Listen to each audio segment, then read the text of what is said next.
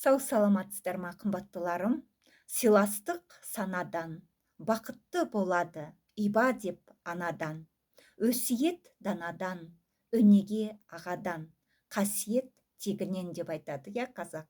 Негізі алып қарайтын болсақ, қасиет бұл адамға тегінен келеді екен. Егер де сіздің ата-бабаларыңыздың арасында шешен сөйлейтін адамдар болған болса, ол ұрпағына міндетті түрде беріледі. Егер де күйшілер болған болса, ол да ұрпағына міндетті түрде беріледі. Қандай да батырлық қасиет болатын болса, ол да ұрпағына беріледі.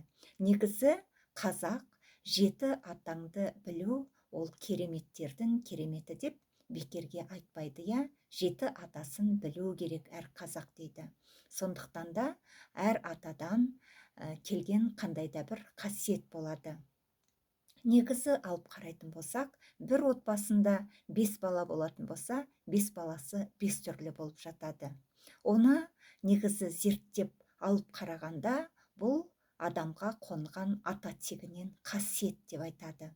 Кейбір балалары сондай сирек болып жатады, кейбір балалары басқадай болып жатады. Сонда алып қарайтын болсақ, 5 саусақтың саласы бірдей емес дейтін сияқты, 5 баласы да бір үйдің бірдей емес болып жатады.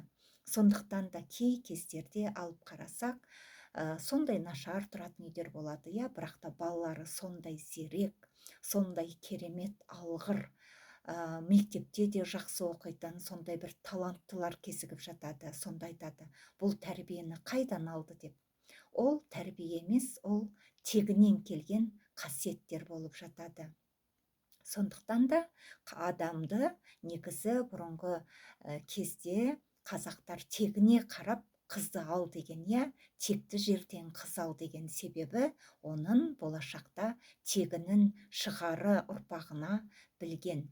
Сондықтан да әр қазақ өзі қазіргі заманда да өзінің отбасын құрарда жігіттерге айтарым, қыздың тегіне қарау керек, міндетті түрде тегіне қарап, оның тегінде қандай адамдар болған екен, ақырындап зерттей келе, егер де сіздің батыр ұрпақтарыңыз болсын десеңіз, сондай ұлы адамдар болсын десеңіз, өз балаларыңыздың арасында міндетті түрде үйленер қызыңызға соның тегіне қараңыз. Сонда сіздің ұрпағыңызда да сондай текті ұрпақтар болады. Міне, қымбаттыларым, негізі қазақ халқы білген барлығын, сондықтан да адамның тегіне қарап